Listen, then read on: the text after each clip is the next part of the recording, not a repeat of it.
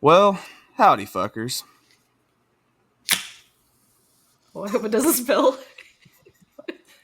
We kind of messed up this week. The other night, we all decided to go out for some margaritas and talk about some of the upcoming stuff we have working on here on the podcast. Well, and one thing led to another, and Gage and I and Allison started drinking Western Grungeritas, if you will. It's bug juice with tequila and tahini. Next thing you know, we may or may not have borrowed Trey and Tuck's time machine to go catch a ragweed show at the Wormy Dog in 2004. Gage went outside to get his cigarettes out of the truck, thought he ran into a raccoon that looked like Cleve. He gave the keys to the raccoon. We can't find the raccoon, and now we're stuck in 2004. Should This is Time Capsule 2004. should we call Trey and just go ahead and confess? I think so. I don't see another I way. think so. He's the only one with the spare set of keys. Yeah, all right, I'll call him. But in the meantime, while we wait on Trey to get here, maybe we should discuss some of the top albums from 2004. Yeah, we have 4 albums to go over. I'm not familiar with this era at all, so this is going to be interesting. You guys are really going to take me for a ride here.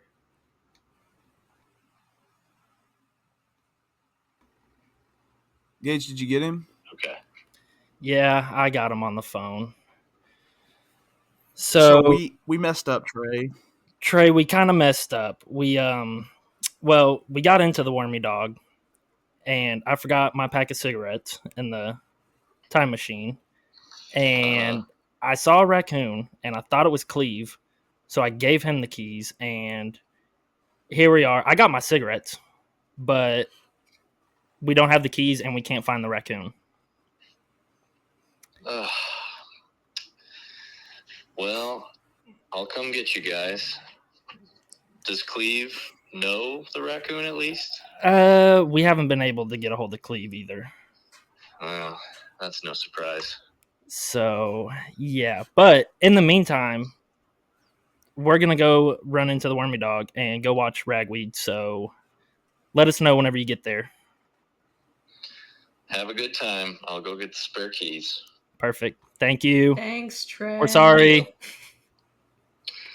It's all right. All right. Let me know whenever you get here. Sounds good. All right. Well, help's on the way. He's a lot less mad than I thought he would be about us borrowing the time machine. It's And this kinda is worse. exactly why you don't drink and time travel. I know he's just going to be disappointed, which is potentially worse than angry. Well, let's at least make him happy and talk about 4 of the greatest albums to come out in 2004. Pat Green's Lucky Ones, Good Times, Charlie Robison, Roller Coaster by the Randy Rogers Band, and then my all-time favorite, and the band that we just went and saw, Soul Gravy by Canadian Ragweed. Man, how about Wormy Dog? What a beautiful venue. I haven't What a been show, here. man. What a show. It's as sticky as I expected it would be. There's beer flying everywhere in a safe and non-crazy way that we have seen in the future since we time traveled. No chicken wire required on the stage. Oh. But Well, all right, Tracy, you want to start us off? Yeah. So, kind of give everybody the premise of how we're doing this episode. We're going to talk about our top 3 songs off of each album, and then give an overall ranking and our thoughts on the album. So, my top 5 off of this, first one we're going to do is "Lucky Ones" by Pat Green. I believe this was his second studio album that came out in 2004. So my number 3 song was "Sweet Revenge." It's the last track on the album. I got an 8.7. And I really liked it because the back half of this album kind of felt like there were some songs that really sounded the same, kind of had the same kind of tempo, same kind of sound to them. And Sweet Revenge was a nice little change up from that, so I scored it an 8.7. Between Texas and Mexico was my number 2 at an 8.8. Really got into this one, really dug it. And then my number 1 song was College, which, correct me if I'm wrong, Brad Paisley was singing with him on. Yes. And I thought that was a great touch. Their voices went together extremely well, and I really wish we could get some more like Pat Green, Brad Paisley duets, because their voices were very good complements to each other. And it was a really good song about getting caught drinking beer in high school and then going to college and doing nothing but drinking beer and partying. I gave it a 9.3 with the note that we want Brad Paisley around the Texas scene more. I don't know how you guys feel about Brad Paisley, but I always really kind of liked Brad Paisley. And he hasn't done a whole lot in the last 5 years, at least that I'm aware of. But he's definitely one that I'd like to see get some more involvement back again. For sure. I've always been pretty neutral on him, but he's gotten a lot of respect for sure. He's definitely somebody I grew up on more so than Pat Green. Yeah. Yep. Following this was not my introduction to Pat Green back in the day, but a couple songs on here that really, really took me back to 2004, 2005, which, perfect. We're here now. I get to see it and hear it live and experience it, in the time. But my number 3 song is Somewhere Between Texas and Mexico. Just love that song. And I mean, all I picture when I listen to that is just sitting somewhere between Texas and Mexico at a little dive bar, whether I'm drinking Lone Star beer or drinking a margarita. Love it. My number 2 is Baby Doll. That is the first track off the album. And, I had Somewhere Between Texas and Mexico at a 9.1. Baby Doll, it's a fun song, especially if you listen into the lyrics. It's real catchy, good beat to it. Had that at a 9.4. And then my number 1, it looks like me and Tracer are going to college together. 9.5. You touched all the perfect notes that I had, and yeah, love Brad Paisley on this, and I believe that he might be on the electric guitar too on this song throughout it. And he hits a nice little lick there at the end that really just capitalizes the song. And then overall, I had the album at a 8.9. I did not give my album ranking. I should do that. I ranked this album at an 8.4. Okay.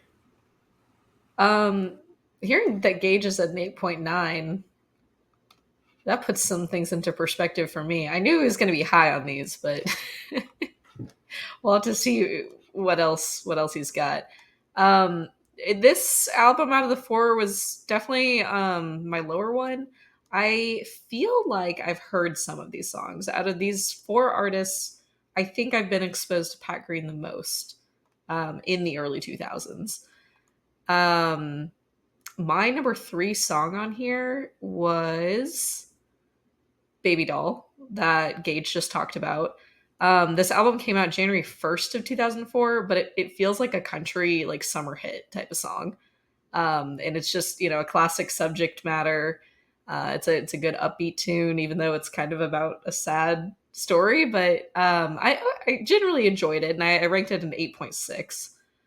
My number 2 was, which neither of you had mentioned, I'm kind of surprised, was Temporary Angel. And the only other, really the biggest reason I have this rated at an 8.7 is just because it sounds somewhat familiar to me. So you guys can let me know, was this like a single off of this album that was on the radio for a bit, or am I just thinking it sounds right? I don't think it was. Really? I want to say the only ones that were sent to radio was College, Don't Break My Heart Again, Somewhere Between Texas and Mexico, and Baby Doll. I think those were the 4 that hit radio. Yeah, I don't know why this one sounds so familiar to me, but I also have it rated up there just because it's instrumentally a little bit different, because so many of these do sound so similar. So that caught my attention, especially just listening to the album all the way through. My number 1 song on this album, Tracer had mentioned, it's Sweet Revenge. And it's, again, mostly just because it sounds completely different than every other song on here. And it's like a little bit, the lyrics are dark. It's about like kind of like ruining somebody's life to get revenge, but he almost sings it in an upbeat enough way that it sounds like he's singing it with like a genuine smile, which is weird to me, but I still think it's a good song. So that brings my average for the entire album at 8.4. We're right on the same wavelength on that album, which I think, like, I know, Gage, I know you really like this album and everything, but like, I think Pat Green has some better albums out there. This one's really good and really a solid album, but I don't think it's his best work. Of course, I like his live stuff a little bit better. Yeah, that and his very first album, which it was released back in 1999, I believe. It's either 98 or 99, but that is my all-time favorite of his, and I think it was 1995, actually. It's Dance Hall Dreamer. That is, I mentioned it earlier, before the podcast, that's the very first CD that I had that I played it until it was unplayable. I'd sit in my room with my little CD player and just let it spin.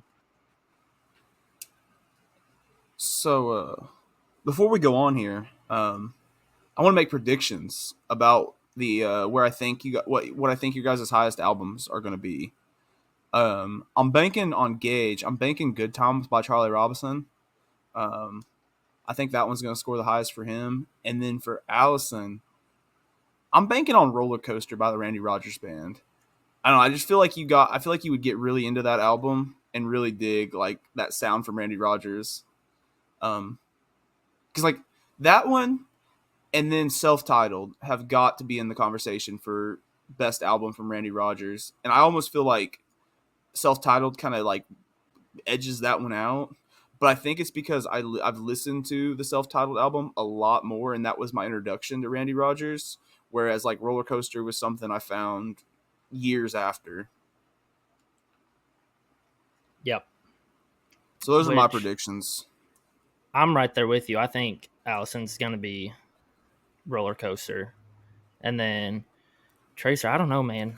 You're a tough person to read, but I'm going to go out on a limb here, and I'm going to say Soul Gravy. We'll see. There's a lot left to talk about with that one. Yeah. I mean, I want to hear thoughts on it, but I'm guessing that Tracer's top album is going to be Soul Gravy. I'm guessing it's going to be somewhere above 9.5 for you. Maybe not though, we'll see. But that's only just because you talk about it all the time. Gage, this one's harder. You talk about Randy Rogers and you talk about Pat Green all the time. I don't hear you talk about Charlie Robison as much, but I would have guessed Pat Green being your highest. But now that I know that you're at, what did you say, 8.9 on that one? Or were you in the 9s? 8.9? Yeah, 8.9. You're always high on stuff. So I'm going to guess... Not drugs. Not... Hey, we just left a Ragweed concert. Anything's possible. I can't get random. He's always high in his scoring. Hold that thought. I got a question. About time travel. Wait, it's like, I mean, like, in theory, like, if you were to smoke a joint, like, at a Ragweed concert in 2004, and then get in the time machine and travel 20 years, would it still be in your system, or would it work its way out of your system in the 20 years that you just time traveled? I mean, there's really only one way to find out. We have to consult the experts. We gotta. We'll ask Trey when he gets here. Yeah. But Gage, I'm gonna guess roller coaster is yours. Okay. With that being said, we will go ahead and jump into Good Times by Charlie Robinson. First off, since we time traveled, we have now experienced his passing. So we all mourn that. But this one, woo. My number 3 song is El Cerrito Place. No, it's not. It is not. It is Big City Blues. And that is a Keith Gaddis song that he wrote. And Keith and Charlie, they were really good buddies back in the day. But I love that song. It's just something about the instrumentals of that song. It's like almost you get like a dark-esque type of vibe from it. But it's a great song. And with that being my number 3 at a 9.4.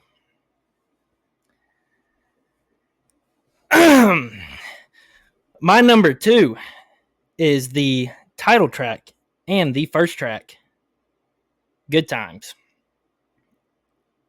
This song, I used to listen to it quite a bit, and I got tired of it.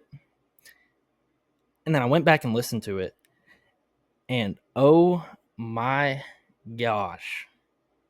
Again, took me back in time. Ironic. But yeah, I just absolutely love this song. It's a classic Charlie song. Tied Big City Blues at 9.4. My number 1, and it is one that I will listen to every single New Year's Eve. New Year's Day at a 9.5. And that finishes it out with an overall of a 9.0. Nice. That's pretty good. This album completely took me by surprise because again, I might have heard Charlie Robinson in passing, but I'd never honestly like searched his name or looked up anything from him. So this is my first introduction to Charlie Robinson, and starting off the album with Good Times was amazing. I was like, okay, yeah, I can definitely get into this. It wasn't in my top 3. It was close. My number 3 song actually ended up being Love Means Never Having to Say That You're Hungry. Longest song title ever. But it's such a cute song, and it's just full of like Southern charm. It's a fun song. There's nothing stressful about it, which I mean, we've had a lot of really heavy songs come out this year, so I appreciate it. And the other thing I noted too is it does go both ways. I know this song is about, his wife or his girlfriend cooking for him, but men can cook too. And if you can cook, if you can barbecue, if you can smoke a good meat, then you're gonna have some good luck with ladies. So number 2, also kind of surprised myself it ended up this high, but it's Photograph, which is the song right after that. And it's mostly just because I am like a sucker for like any kind of nostalgic song. And this entire song is about just like, remembering loved ones and remembering what's happened prior. So it's a really sweet song, and the instrumentals don't make it too much of a downer either. So it kind of has a positive tone to it. And then my number 1 song on here, it's got to be New Year's Day. It's just, again, it's so good, and I had never heard that song before. I've heard plenty of people talk about it, but I love that it flips you between different perspectives. I think those are the coolest songs where you get to almost transport through different people's lives. So yeah, it just is a good sounding song too. So what were your rankings on all those songs? Oh, so number 3, Love Means Never Having to Say You're Hungry. That one's an 8.8. Photograph is a 9.0. and then New Year's Day is a 9.2. Which out of those three, I expected this total to be higher, but there were just some through the back end of it that lowered it, so I ended at 8.6. Yeah, no. Okay. Okay. Um so I had good time or good times at a 9. Um I love the pineapple on pizza reference. I love pineapple on pizza. Burn me at the stake. I don't care. Amen, brother. Amen. You cannot beat a Hawaiian pizza. I don't care. Um and then Big City Blues, which fun fact in the presence time, a guy just did a cover of it. I can't think of his name, but I sent it to the group chat. He did it, and he did it okay. It's a little bit of a grungier sound to it than what Charlie has in his version. I Jeremy kind of dug it. Phillips. Jeremy Phillips, there we go. So go check that out if you're in the presence time. But I love the line in it that Daddy was a no count bull riding son of a bitch. That's what my mama said. Um, my mom always talked about how great a bull rider my dad was. She did not curse his name because they are still married today. I saw him today at work. So they're still married. So she never cursed him, but that line made me happy hearing it. And then of course there's New Year's Day. And I think about this song a lot because I think about being back in 2018 leaving 2017, going to 2018. When that was my first year out of high school, really trying to get my life together and figuring out who I was. And 2017 had been a very, very bad year for me. And somebody played New Year's Day at midnight at a party I was at. And it just made me think that it was all going to be okay. Like, it's just this song that just makes me happy. And I know it's not really necessarily a happy song, but it always puts a smile on my face and makes me think about the positives in life. I get it at 9.7. Play it at my funeral. Come on. Yes. Let's go. Fuck yeah. Overall, good times by Mr. Charlie Robison. Came out to an 8.8. There was just some songs that, like, towards the back end that kind of fell flat on this album. I think it's because, like, there's so many songs in the front half of this album that really sets the pace for it, and it didn't really. For me, it was kind of a taper off after the song with the really long name. I just wrote "Hungry" down. If you're in love, you don't have to go to whatever that is. I just wrote "Hungry" down in my notes. So that's a great album. Which for I want sure. to touch on. Allison, you had that at an 8.8, right? Yep, that one was 8.8 for me. Same. And then you had Photograph at 9. Yeah. I had it at 8.9. Oh, okay, so close. So those two, we were right and then a point off. Yeah, the songs in this album. I mean, I'm definitely gonna go back and listen to this, and I'm happy that we get to do this because I get to listen to music I've never heard before. And this is one I'll definitely revisit. I don't know that the lower scores on this one would change for me, but the ones that I really enjoyed, I could definitely see me ranking higher just after listening to them more often. For sure. Yeah. For sure. So, since Gage and I both predicted that Roller Coaster would be your highest one, why don't you go ahead and start us off with Roller Coaster? All right. Roller Coaster, 11 songs. I started this album yesterday. When I was dropping my partner off at the airport, and as soon as I pulled out onto the highway, I just went and started this so I can get ahead on ranking these songs. And immediately with Down and Out, it was like, oh, okay, yeah, I'm really gonna like this song, this whole album. The whole sound of this entire album, I was like, okay, yeah. I've heard Randy Rogers probably in passing. I have never sat down, I've never looked up Randy Rogers Band to listen to, and again, I found some songs I will definitely be going back to. So let me see here on this list. My number 3 song at 8.8 was Can't Slow Down.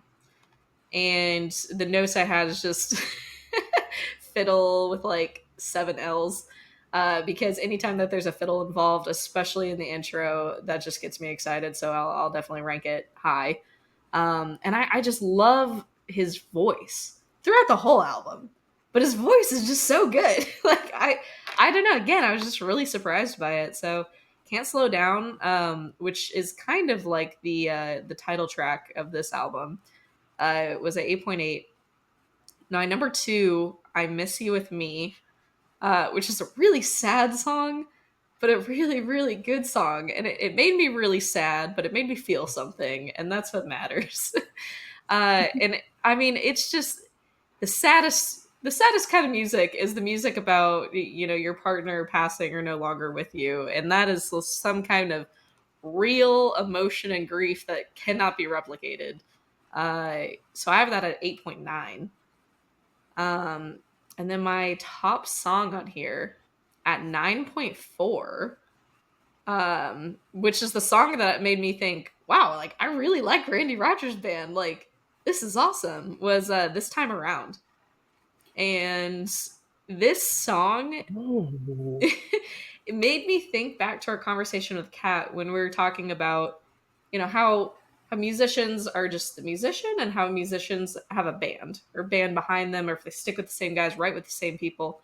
And this song made me think like, oh yeah, this is like a band. Like, it's Randy Rogers Band.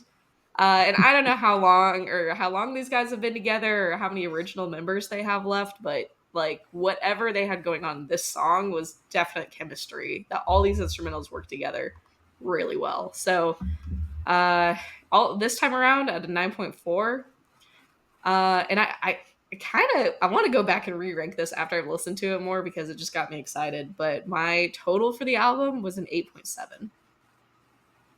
Which this time around, Brandy Rogers and Cody Canada wrote it together, and Ragweed has their own version. Really? Okay, I have more research to do. And you didn't talk about it. I think it'll come up on the next, when we talk about Soul Gravy here in a few minutes. But Again is also a song that Randy and Cody wrote together. And Ragweed has their own version of it. And then, of course, since Cody Canada re-recorded Soul Gravy in 2022, there is his version of it that gets played on the radio quite a bit. At least in this area, I hear it once a day, if not more. Yeah, I'll go ahead and go. So since you look a little parched. My number 3 is Tonight's Not the Night for Goodbye. Love that song. It's another classic, one that I grew up listening to. Was a really fun one to go back and listen to. That was at a 9.4.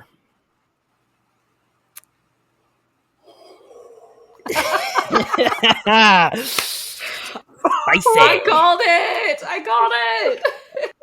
My number 2 is the first track, Down and Out, which Randy Rogers actually wrote it with his whole band. Every single band member is credited on it. So, again, just another classic, another fun one. 9.4. Number 1. Not this time around. 9.5. Ooh. And that locks me in with, actually, you know what? I'm going to let y'all guess. What do y'all think my rankings were? Or the overall album? With a 9.4, 9.4, 9.5. Well, 9.2.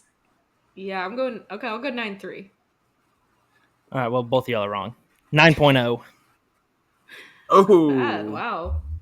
Ooh. So that tied with old Charlie down there.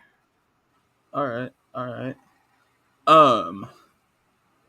Yeah. So recently got this album on vinyl. It stayed on repeat. I actually ranked my album doing it on the vinyl here.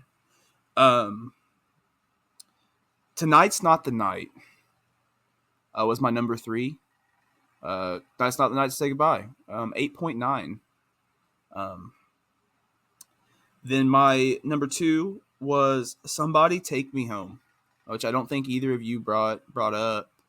But I really love that song, and I really thought it was going to be my highest ranked one. But Down and Out made me want to kick in a door. Because I've been down, and I've been out, but I ain't never been down and out. That's all that goes on in my head. I'm just like bald eagle screeching into just like what's the 5 sheets what's of the time sheetrock. We need to put out a warning for everyone's eardrums on that one. Well, Tracer mentioned, wanting to kick in a door, and I was like, that's exactly how I feel. Except I'm like, not just kicking in a door. I'm talking like running through like 5 little panels of sheetrock, and just running right through it, and then get through and just bald eagle screech, because it's like freedom. I've been down and I've been out. Yeah, Yeah. I think I've seen you type out that eagle screech many times. I just haven't heard you actually say that was it. great. I've resorted back to the just the eagle emoji.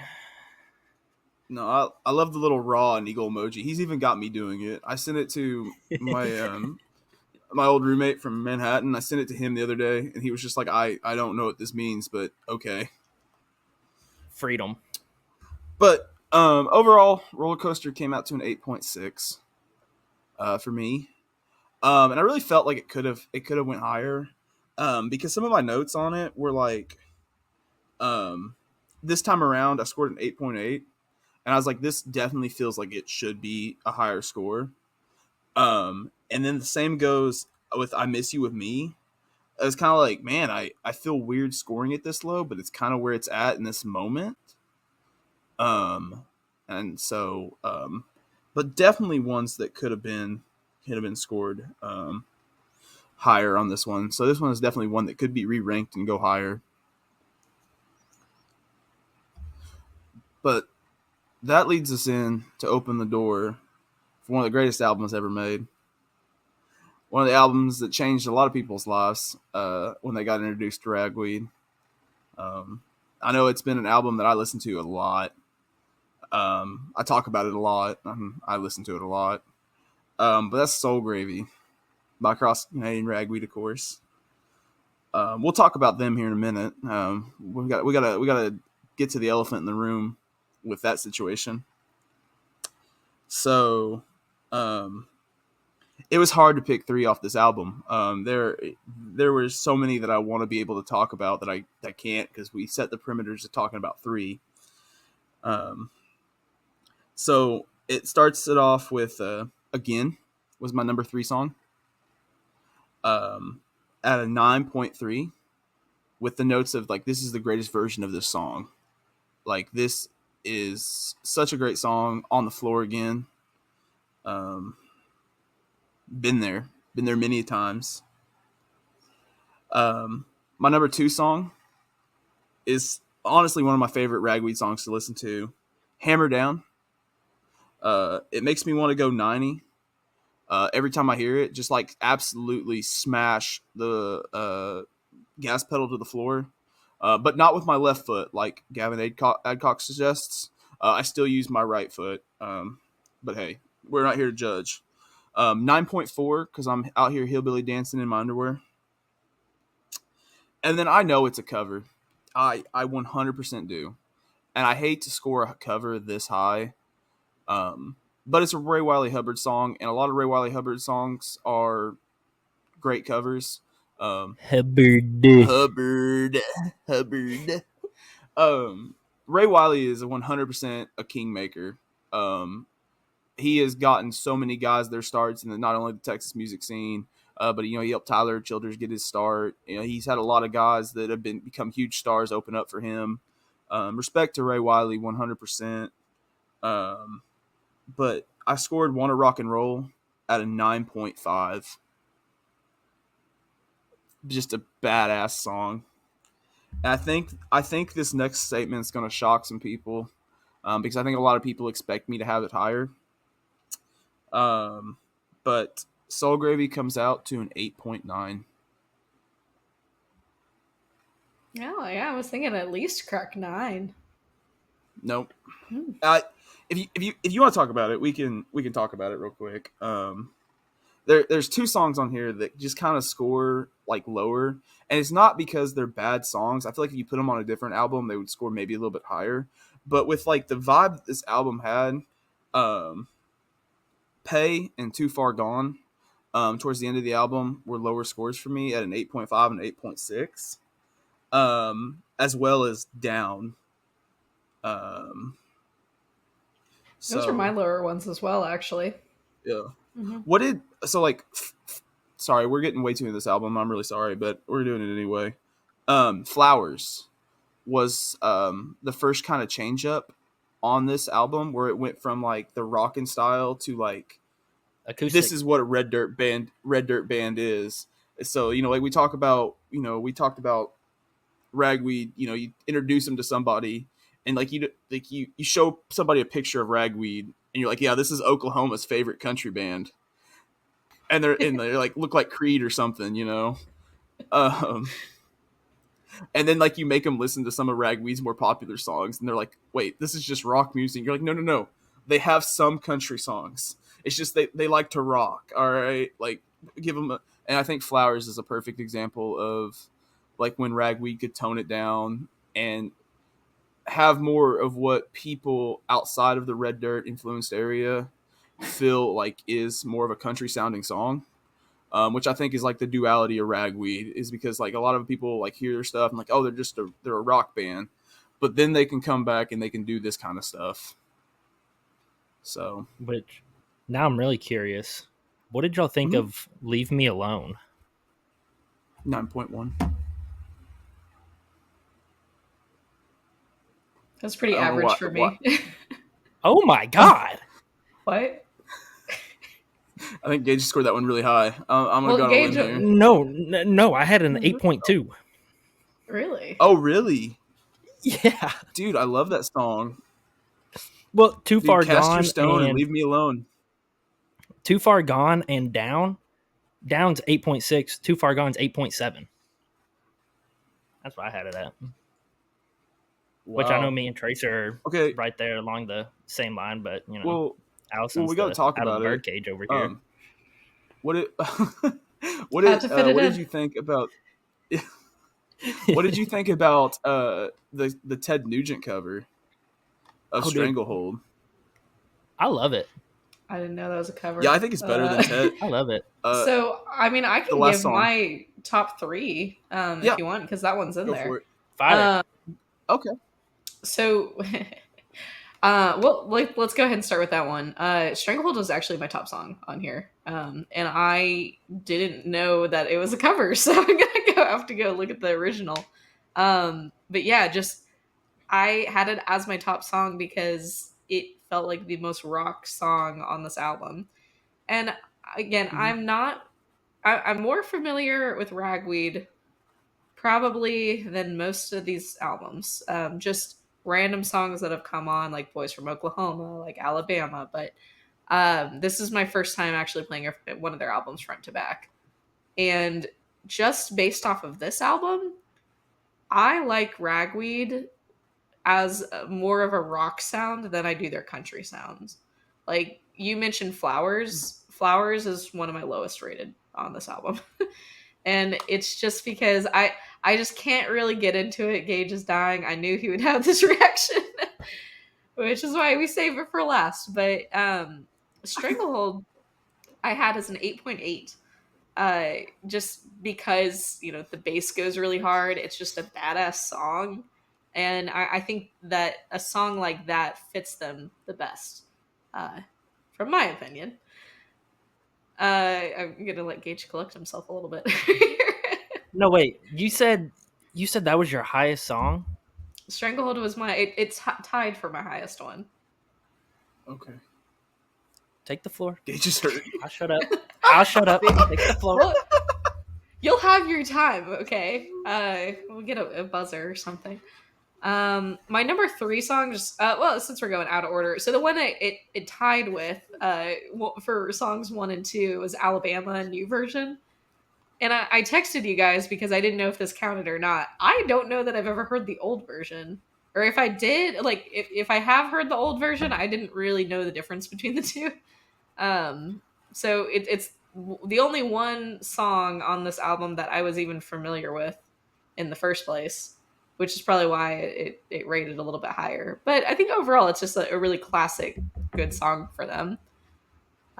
So with those two at 8.8, my 8.7, so my number 3 song was Lonely Girl.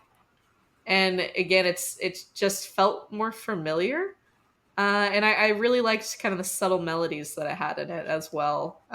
It felt a little bit more creative than some of the other songs on here. And I know that you two probably have a lot more like emotional attachment to this album, Tracer especially. This album, when I started with this, when we did these 4 albums, I started with this one, and I had to like stop halfway through and just think I got to give this better like listen later, because all of these songs were sounding the same to me. But when you're listening to it over and over again, you've got that many plays through, then you're going to notice the difference in the sound and whatnot. But just front to back, I didn't enjoy it as much as I do just kind of pulling out songs. So the total overall for this album came out to 8.4. So Correct before I me if get I'm into wrong, Gage. Hold up. Correct me if I'm Go ahead. wrong. Lonely Girl was written about his sister before she met Wade Bowen. I believe so. I believe it's Lonely Girl. He wrote about his sister before she met Wade Bowen, because his sister is married to Wade Bowen. I don't know if you've ever listened to like the Hold My Beer stuff that they put out. But him and Randy Rogers put out like a Hold My Beer album every year, and there's been some like pretty damn good tracks that came from it. Rodeo Clown came from it. They My did Beer. one, Hold My Beer, of course. Last year they did one that got a lot of radio traction where they were talking about like Cohen Parker are flying around the United States. It's like all like Texas, Oklahoma musicians, but like, I can't remember the name of it. But like Cohen Parker are flying around. Cody's still playing the honky tonk scene with a cigarette in the neck of his guitar. Turnpike and Flatland are out there killing it with the fiddle. Like they just like talked about like how like much the Texas country scene is still together, even when it feels like everybody's lost and out doing their own thing. That's really cool. Really cool song. Yeah, I'm gonna have to check that one out. Randy has done a lot for the smaller Texas artists during that time. He was a huge help in Parker McCollum's Bring Up. He was a huge help in Co Wetzel's, and he from the hears of it, the listens of it. Actually, Larry Joe was the biggest one for Co. Larry Joe Taylor. Yeah. But what Randy's doing, and he has, how do you word it? He's helped a lot of these people get from this smaller playing dive bars and little bars and everything to out playing, selling out multi-night amphitheaters, arenas, all this stuff, all while still making his own music and doing his own thing. And what I've noticed, especially with Parker, is Parker has brought Randy to a bunch of these shows to have him open for him and all that. Well, it's important to talk about the progression of the Texas like music scene over the last 20 years. I mean, we'll talk about it since 2004, because 2004 kind of feels like the big year for it with Roller Coaster and Soul Gravy, and the impact that both these albums have had on music over the past 20 years. But like Ragweed, Randy Rogers, they had doors open for them, don't get me wrong. But they were the first real ones to really open their own doors for the rest of the music scene, it feels like, in my opinion.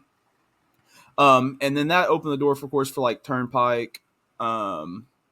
Silverado Silverado hasn't got their flowers yet, but it's coming. Like soon, we will see a lot more respect for them.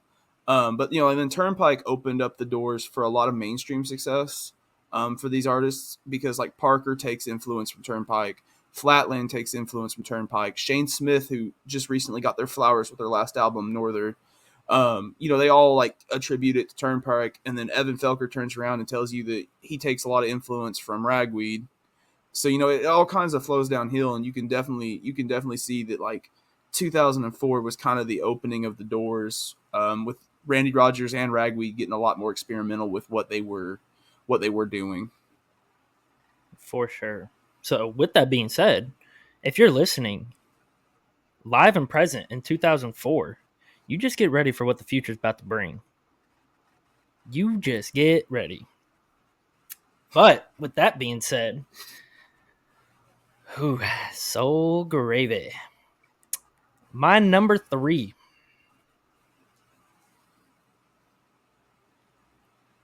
It's a song by Ray Wiley.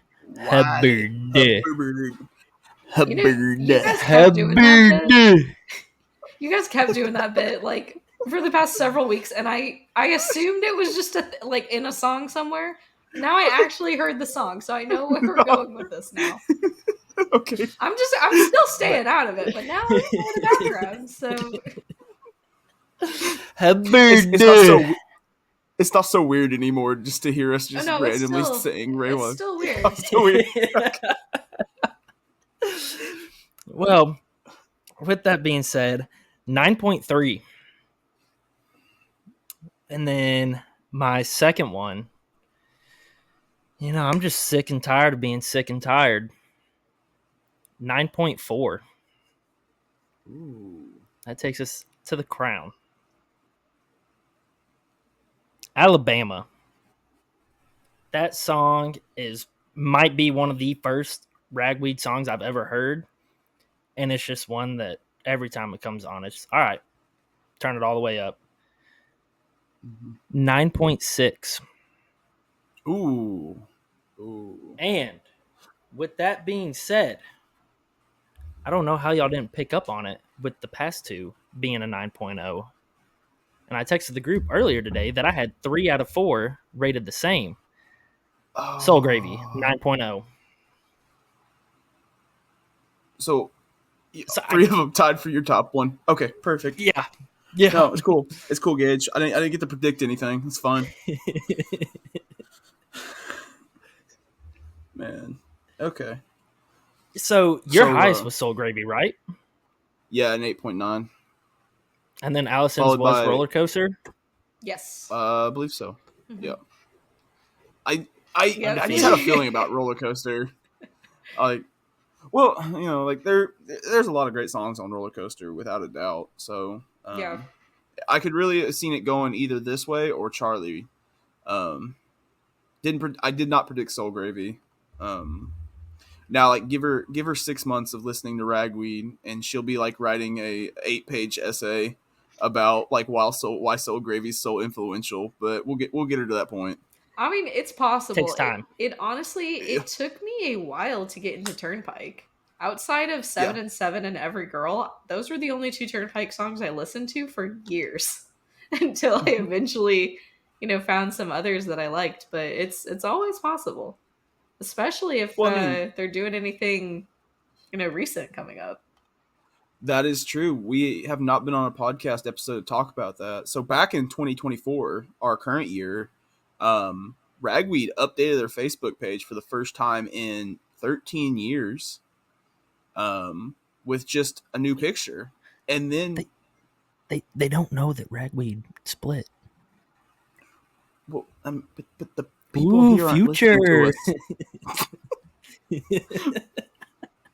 Well, honestly, though, if one of you guys could tell me the history, because I have no idea. Like, I knew that they weren't together anneanymore, but did they all go separate ways? Yes. Well, not entirely.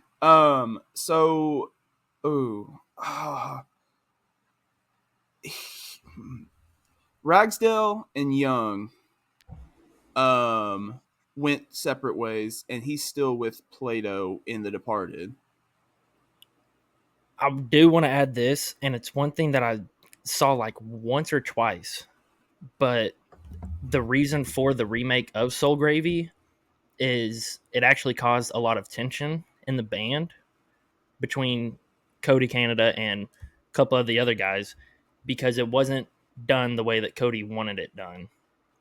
And that's why they remade it with Departed. Is Cody got his own say. He said, "Look, this is how I want to do it. This is how we're gonna do it." That's just what I've heard, but I only saw it maybe once or twice, so it could be false. But I've always found that very That's interesting once been they the remade it. well. I didn't want to really get into because everybody has their own theory about why the band broke up, and I don't want to get into that. That's none of our that's not a topic I want to discuss on the podcast. Yeah. My opinions on Yep. it. But I'm trying to figure this out. I don't because I'm bad with names, as we all know. Like I can remember band names, but like remembering people's names, I'm really bad at. Um, so To be fair, I don't know Rags. any of their names. So there's Cody Canada, of course, I know who is him. the lead. Okay, and then there was Randy Ragsdale, Grady Cross, and Jeremy Plato. Grady and Randy went on to create Cross Rags and Young with the drummer. His last name's Young. I can't think of his first name. And they were doing a lot of stuff before COVID, and COVID kind of took them down. And then Plato and Canada went on to do The Departed. And so yeah. So that's cool. I didn't realize that Cross Canadian Ragweed was a mix of their names. Yeah. That's cool. We need more band names like that. Yeah. Who was the female back vocalist on the album? That I could not find. I want to say, I don't know if it, once again, I saw it a very long time ago. And like Tracer said, we won't get into it because I'm sure all of us have different opinions, same opinions. That could go on for way too long. Allegedly. But, yeah, exactly. But I want to say it was Leanne Womack. Oh, I didn't know that. Either she was, or Cody had said that he wanted her. I don't know. Leanne Womack did provide background vocals on Soul Gravy. There we go. Thank you. Well, but we can talk about this topic very, very briefly. And I don't think Allison, I don't think you've ever listened to this. If you correct me if I'm wrong. But Back to Tulsa Live and Loud at Kane's Ballroom. There is a point in that album that you can hear some tension in the band. Really? Yeah, so it should be here on my desk. There's a spot where I always hear it, and maybe I read too much into it because I know about the breakup of the band. But track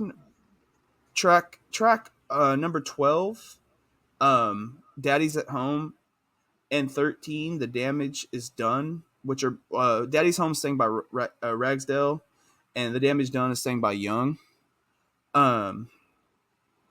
And then it's just, you listen to it and you listen to the talking, and before Cody comes off, he seems a little bit annoyed, and then he makes a point to make sure that everybody knows he's bringing out his good buddy Stoney LaRue.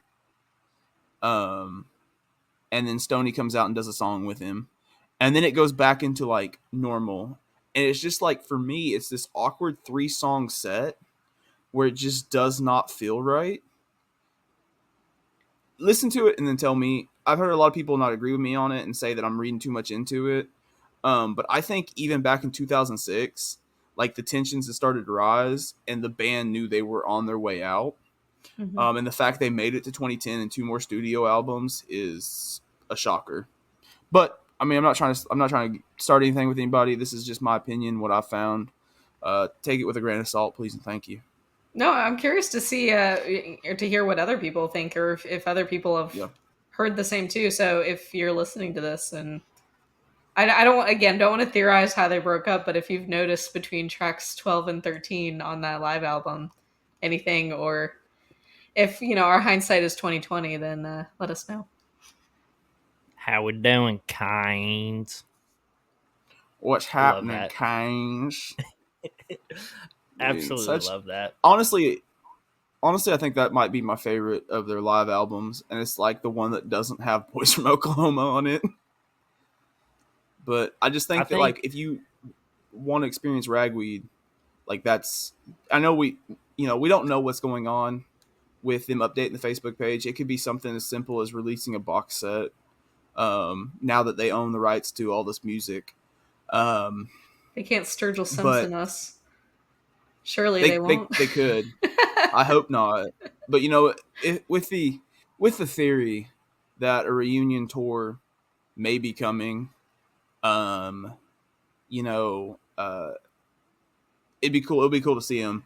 But I really think that listening to the Live and Loud at Kane's Ballroom is like the perfect way to like listen to what the band sounded live. Like if we don't get a reunion show, if you never get to hear Ragweed live, because unfortunately I was 4 I was like 9 when they broke up. I was 4 when Soul Gravy came out. But that's the perfect way to listen to them. So go check out Live and Loud from Kane's Ballroom. Go see a show at Kane's Ballroom. Go drink a beer at Kane's Ballroom. Fuck yeah, drink a beer. I just bought my tickets to my first show at Kane's Ballroom today. So I'll be there in December. Ooh, oh, yeah, New Year's Eve party? New Year's Eve party. Wyatt Flores and friends. And friends. It's going to be a wild night. I know the once I saw all the stuff about Ragweed and everything, I was like obviously very happy and ecstatic. Like Tracer said, whether it's a reunion show, reunion little couple month run or something, or it's just a box set of vinyls, I'm fine with any of it. But it took me back to a convo I had with my dad and my stepmom. This is probably 4, 5, 6 years ago. They won tickets from the radio to go see them back in the day. And with the tickets, they got VIP or something. I don't know. I don't know if they actually met them or not, but they got a signed by the entire band Jack Daniels electric guitar. And I said, I don't care what y'all put in the will down the road, but that is one thing that I want. Everybody else, they can have everything else. I'm getting that guitar. My dad's like, oh, well, you got to talk to your stepmom about that. It's hers. She won the tickets, blah, blah, blah. So I did. And then I shit you not, a month or 2 later, my sister was like, hey, can I have that? Whenever y'all decide to part ways with it? She's like, nope, Gage already called it. I'm like, yeah. Ooh, you're so lucky. So, plus I'm like, yeah, no, she don't deserve it. I deserve it more. Who's the one doing a music podcast? Damn it. I need that thing hanging up. Like, I will take my Lone Star beer sign down and just have Cross Canadian Ragweed sign Jack Daniels electric guitar. I like how you're going to take down the beer sign, but not like the cardboard Bush box. No, it's not. It's an actual sign too. Here, I looked like a frat house box.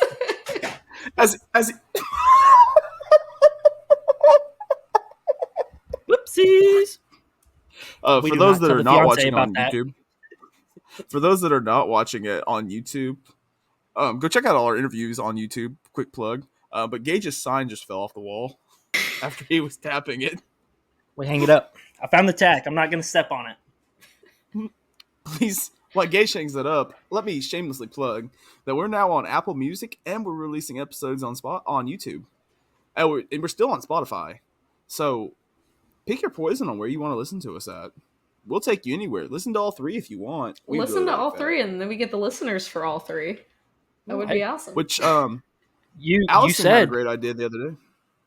You said we'll take them anywhere. Yeah. Maybe if this time machine gets up and running, maybe somebody can time travel with us. Who knows? I feel like I don't make the rules. There had to be do a show in front of a live studio audience. It could be happening. Who knows? But Allison had a great idea the other day. We need reviews on our Apple Music Apple Podcasts. Yeah, so there we go. on I Apple, forgot what we were doing here. Apple Music thing. It is a different app. I don't use Apple Podcasts, but it's a separate app that you download that has all your podcasts on it. And Apple Podcasts gives you the ability to review your podcast. You can rate and write a short review. On Spotify, you can just rate it, and if you would give us 5 stars on Spotify, that would be greatly appreciated. All you have to do is listen to about 10 seconds of any of our podcasts, and then you can hit the 5-star button, and it counts towards our rating. But you can't write a review. On Apple Podcasts, you can actually write a little quick memo about what you like about our podcast. So we would really appreciate it if you could leave 5 stars there, and then write an honest review that is mostly positive. Then if you write a review to us, we will put your name in for a drawing to win another special edition koozie, which I do not have by me right now, but it's all over our Twitter page. There we go. Those Trey, are those plug me in. blue koozies. Plug me in, Trey. Yeah. So if you want a special edition teal koozie, leave us a review on Apple Podcasts, and we will pick a winner sometime within a week of this episode. Which when, also,